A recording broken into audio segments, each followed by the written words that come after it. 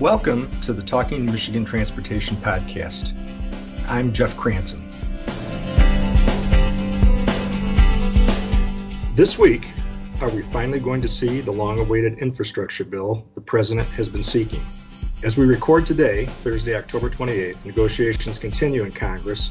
Some House Democratic members say they need to see text from the broader social safety net bill before they are willing to vote on the infrastructure bill, which passed the Senate with some bipartisan support several months ago.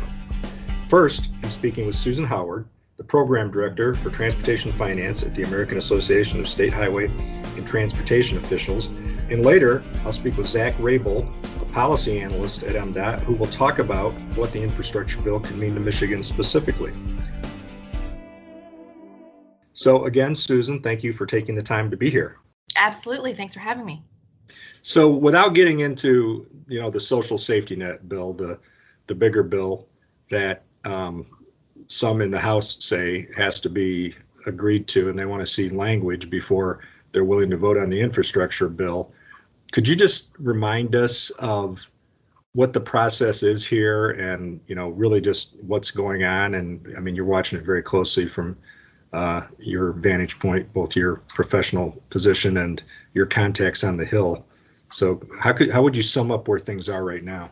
Sure. Well, it has been lots of fits and starts and a very, I guess I would say, messy process. But we do have a infrastructure bill known as the Infrastructure Investment and Jobs Act, the IIJA, which was passed by the Senate back in August and has kind of just been waiting in the wings for House consideration. It is a very large spending bill. It includes 5-year reauthorization of surface transportation programs, which of course is of paramount importance to state DOTs, but also a lot of other spending on transportation and other sectors as well.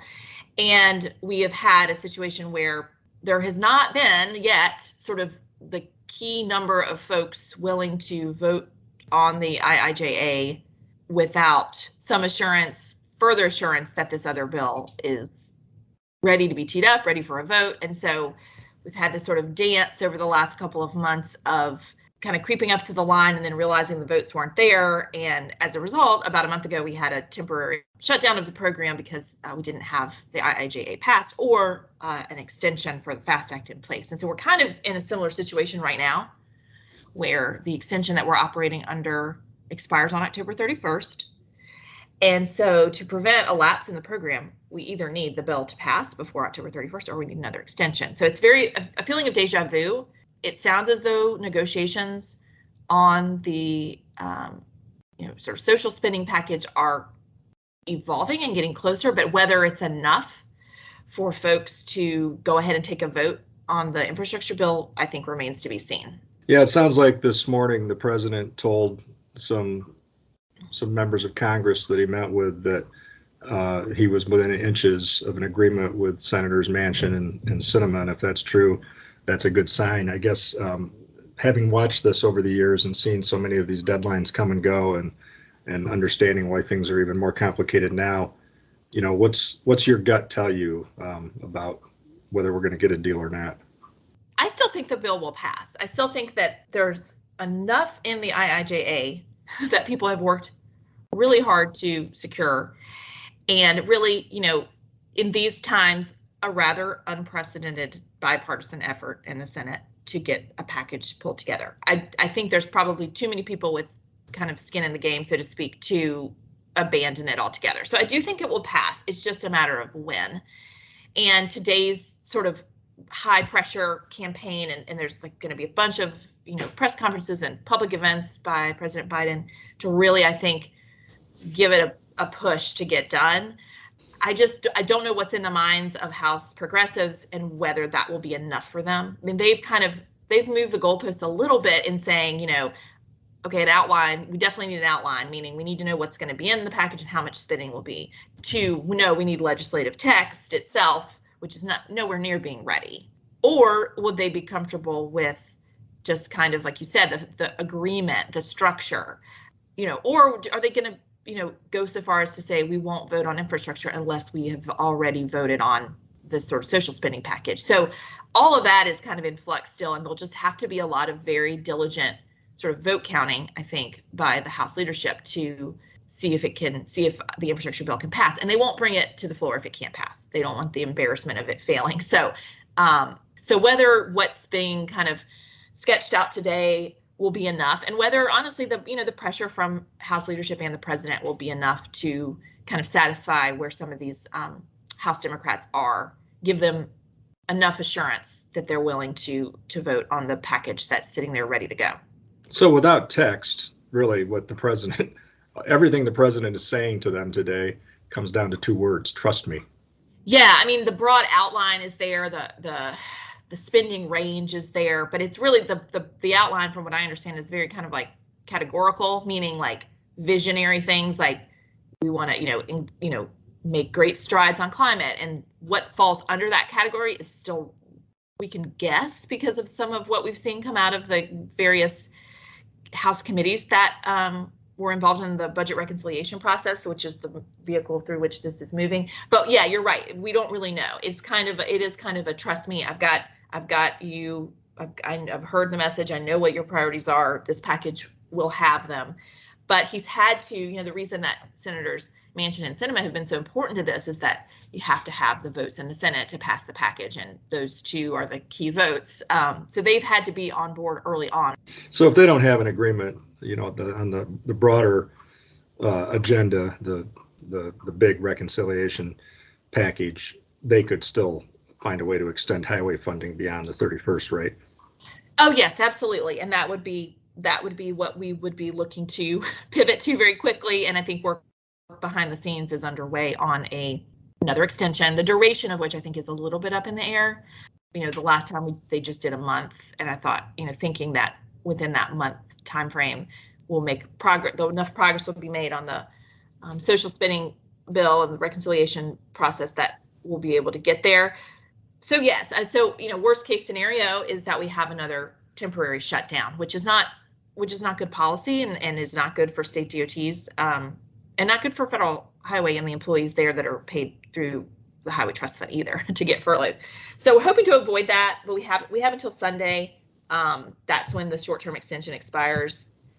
So yes, there's a possibility that if this all doesn't seem to be coming together in a way to get passage of the infrastructure bill in time, then we could quickly pivot to another extension, which again, is not ideal. I mean, state DOTs don't like these short-term extensions. They're very disruptive. They don't allow us to plan, but it's better than having the program lapse. So I think we'll see something either before Sunday. Will either enough progress will be made that this bill can get passed, or we'll turn to another extension. So it gives a whole new meaning to trick or treat on Sunday, doesn't it? Right, exactly. So I don't know if you hear from many states that if there is a lapse, it really means they're already going to have to cancel projects or pull back. At MDOT, at least, they manage the cash flow that they could withstand a short-term lapse. Hopefully it doesn't come to that, but I guess I want people to know that, because that's a question that always comes up. So let's go back to the IIJA then, and you've talked about it before.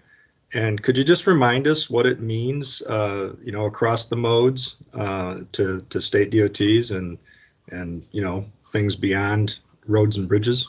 Yeah, absolutely. The key way to think about the bill is that it is both a long-term extension of surface transportation programs and a lot of additional spending above and beyond that. So there are, the kind of core programs are reauthorized. There's some new formula programs. I think all told it's about a 30% increase in formula funding to states, which again is what kind of the bread and butter that state DOTs depend on with the federal aid program and being able to apply federal dollars to projects in their state. And of course, the significance of a long-term bill is that it does allow for that planning over multiple years for state transportation improvement programs to be implemented, and for us to know where the federal resources are so that we can match them with state money and deliver a program. So there's a couple of new formula programs. There's a focus on bridge spending, both from a lot of different categories. So some of this has been a little bit unusual, I guess I would say, in its structure, in that it goes beyond just a 5-year reauthorization to include additional budget authority beyond. But there's funding, and a lot of funding for passenger rail. There's significant funding for transit, although there's also funding in the reconciliation package for transit, that kind of some things that didn't get done through this package, through the IIJA. And then beyond transportation, there's significant broadband investment, water and wastewater, the kind of core physical infrastructure that we think about. If it's on the ACEC, it's the civil engineers scorecard, they're if it's a category on there, it probably got significant funding in this bill. It is, kind of the traditional hard infrastructure that we talk about. The other thing that's noteworthy, I guess, to say about the bill is that it also includes a lot of discretionary spending, meaning competitive grants in new categories that states or localities or MPOs would, depending on the eligibilities, would have to compete for. So that, I think, is significant and will be a bit of a sea change, both for the U.S. Department of Transportation, which will have to administer a large number of discretionary programs, and for states who will be applying for those, and localities who may be applying to those and become recipients for the first time of federal dollars. So there's a lot, I think, of capacity that will have to be built up. Capacity in what sense? Well, just sort of the ability to be able to write grant applications and follow through with that process and meet the criteria. I see. And some of those are electric vehicle charging grants. I'm sorry to cut you off, but I wanted to talk about some of those grants and the EV component, especially because that's a big deal in Michigan.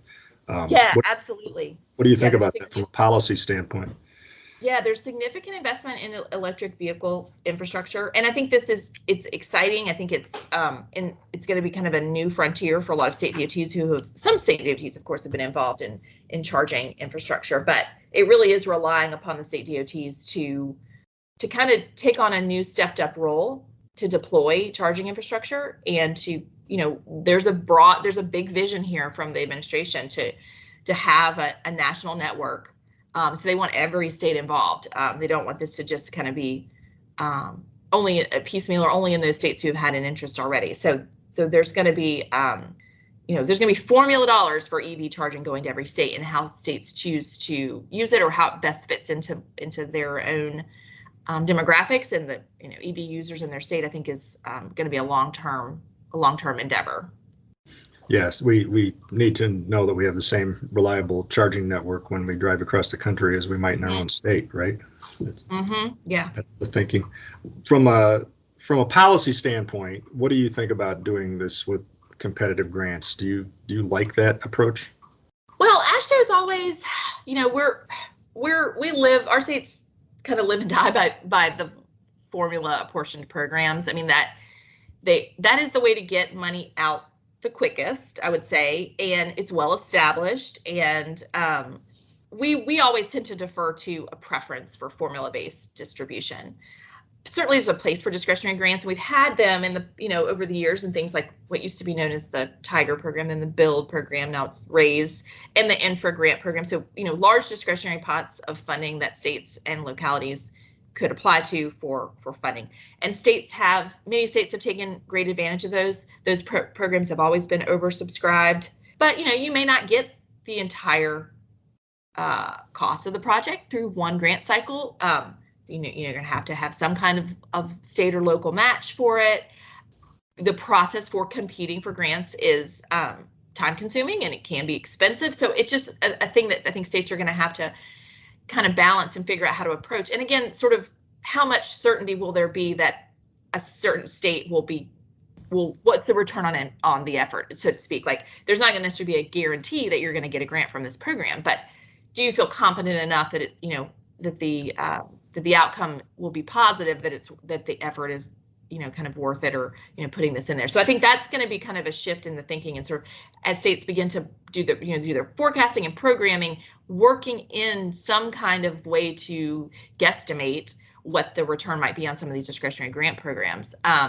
So I do think that that's going to be significant. I think there's going to be a lot of work that the US DOT does with states and other grant recipients to try to come up with a streamlined process that will be a little bit quicker, keep the money flowing, and really making the best use of it. And of course, it'll be incumbent upon the recipients, us, the state DOTs, and others, to make good use of the funds that we're given, whether they be formula dollars or discretionary dollars. I mean, this is going to be a high level of investment.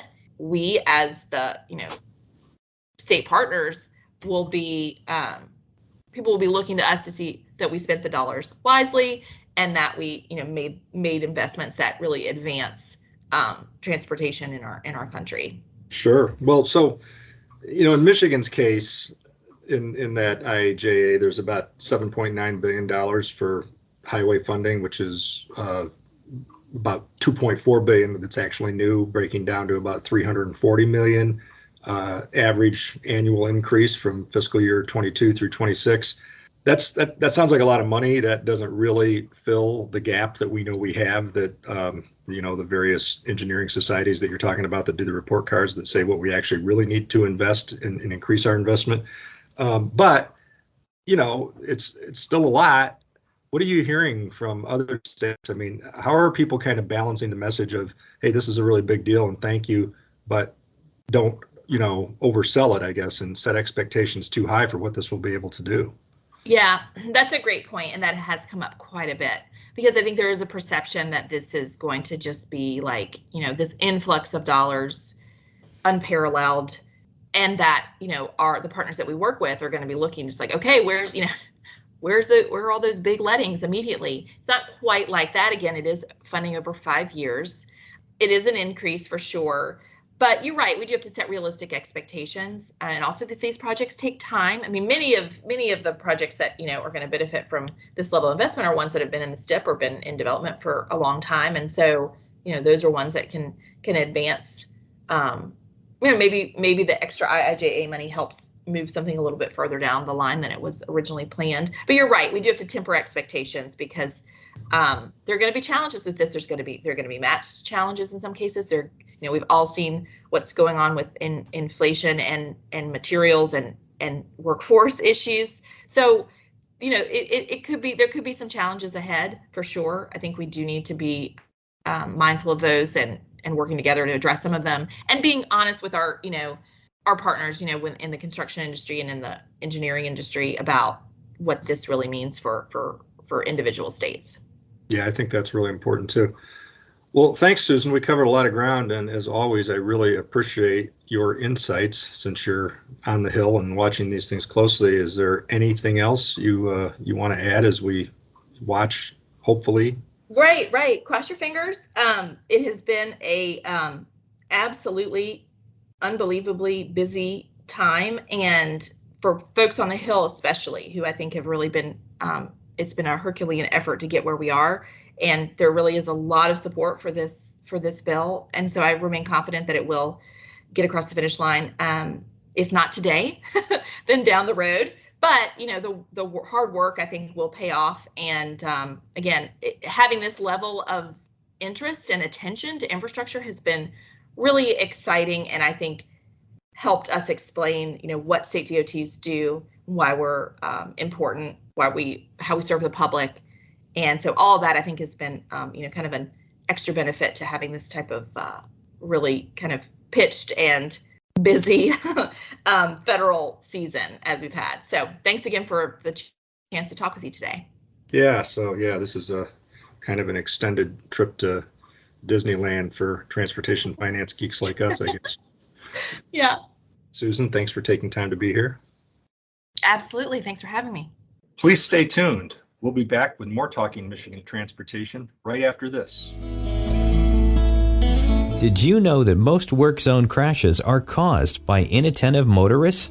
It only takes a split second of distraction to dramatically change lives forever.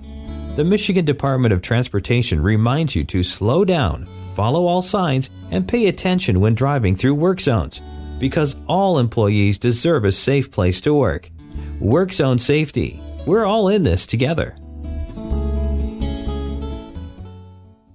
So part 2 today involves what the IIJA would mean to Michigan. And I'm speaking with Zach Rable, first-time visitor to the podcast. He's a policy analyst in the Bureau of Transportation Planning at MDOT, and he's been watching this very closely, just like Susan, who talked about it earlier from a national perspective.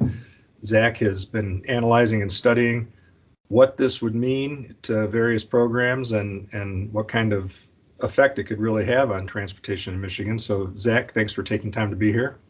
Yeah, absolutely, Jeff. Thanks for having me. It's really important for Michigan because first things first, it would reauthorize surface transportation programs for 5 years. This provides Michigan and MDOT that funding that's predictable and sustainable that we really need and is necessary for advancing our multimodal transportation goals. As our listeners know, these projects that we're working on don't just happen overnight. They take a while to conceive of, plan out, and without that predictable, sustainable funding, it's really hard to know that we can plan for these projects.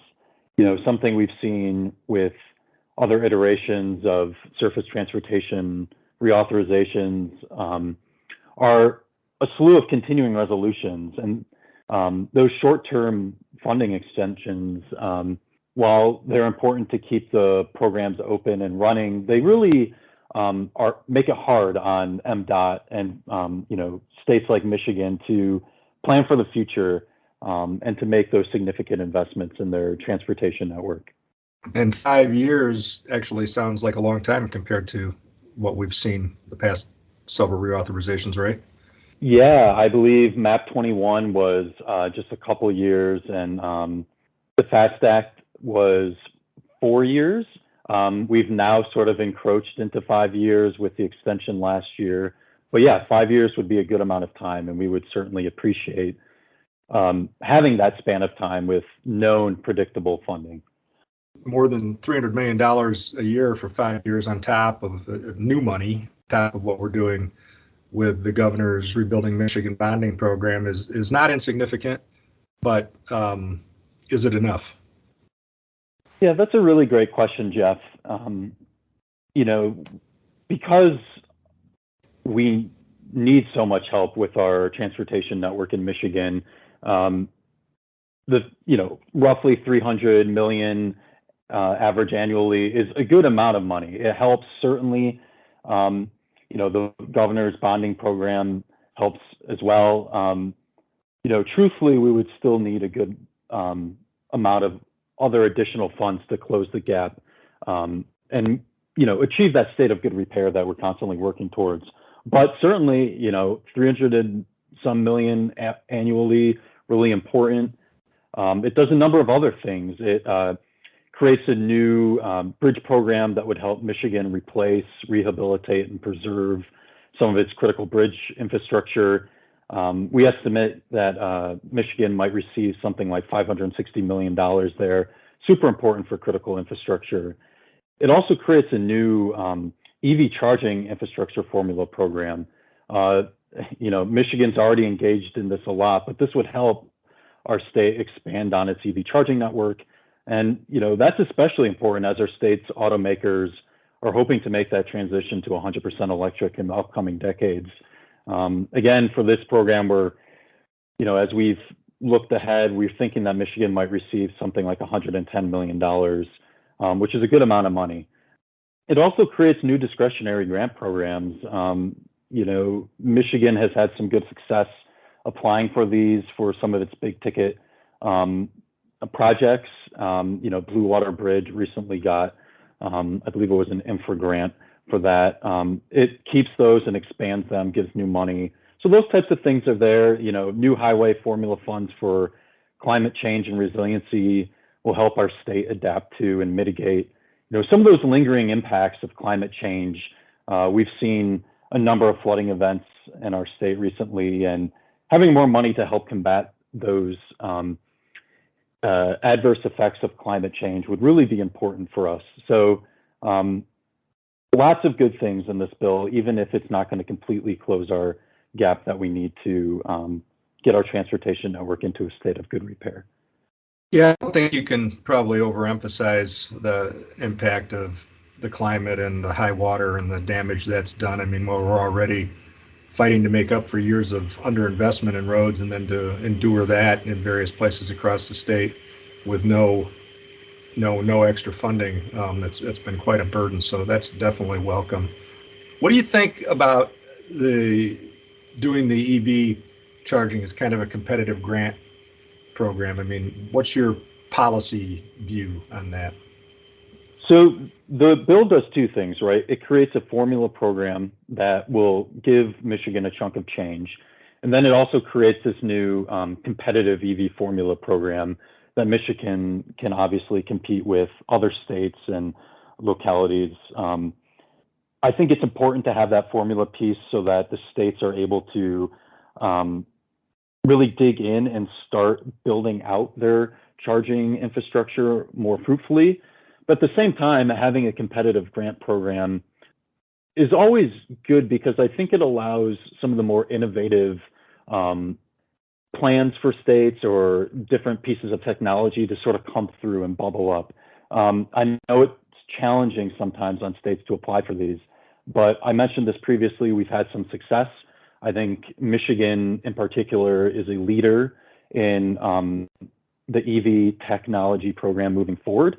And so I'm hoping that even though a good portion of EV funds in this bill do come through formula or through competitive grants, that Michigan will have an opportunity to really put its name out there as a leader in this field.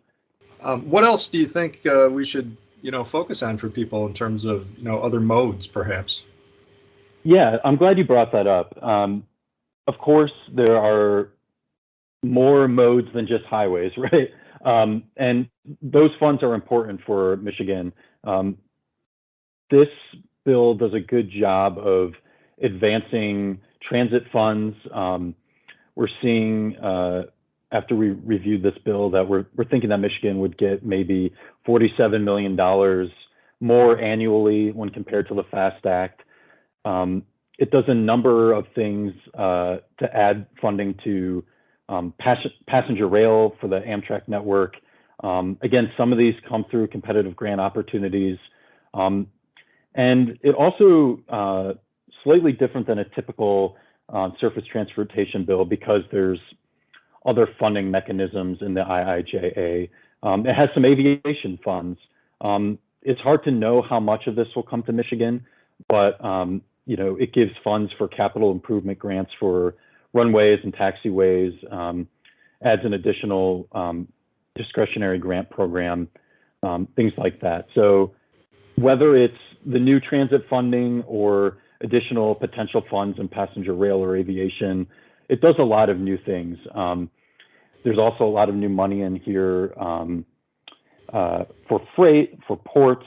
It touches on trying to electrify our busing fleets across the nation. Hard to underemphasize the amount of new programs in the bill. There are so many. So you're part of a new generation of transportation planners taking this on, still kind of in the early stages of your career.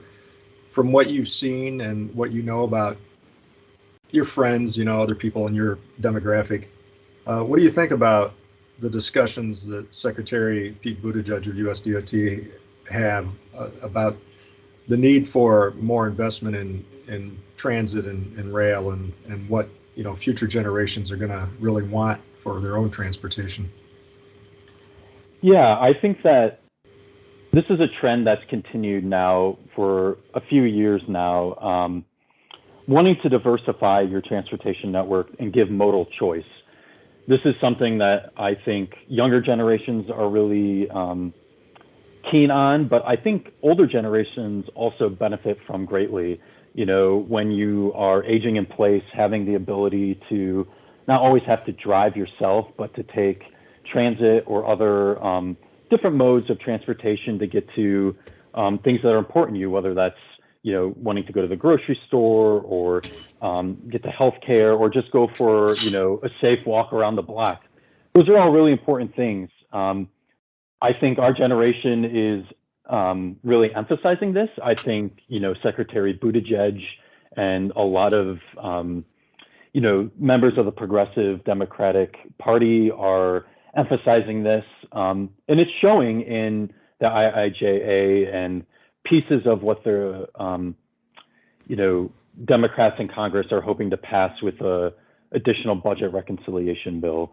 There are, it's hard to know exactly, but there have been conversations about adding in transit choice funding, additional funding for pedestrian and bike paths in that bill. Without knowing exactly what's in it, that's still encouraging. Having those conversations is encouraging. I'm a planner by trade, and we frequently talk about wanting to make a place, viable, and having more modal choice in transportation helps make a place more viable, more vibrant. So I find it exciting. Good. Yeah, that's well said, Zach. I think just the emphasis on pedestrians and having, good, safe sidewalks in neighborhoods, and you're right, that is important to, people of any age, but people that are walking because their doctor tells them they need to get out there and walk more.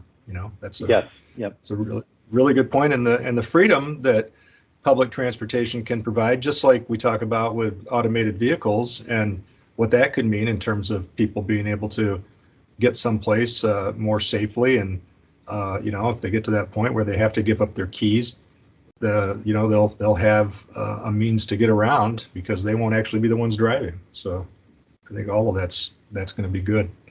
Is there anything else you want to add about the IIJA as we sit here, probably both of us with one eye on our news feeds to see where negotiations are? I think that we've emphasized the key points for Michigan and why it's so important. Your guess is as good as mine on if these latest rounds of negotiations will finally get it over the hump and allow the House to pass the bill. Certainly keeping my eyes tuned to that.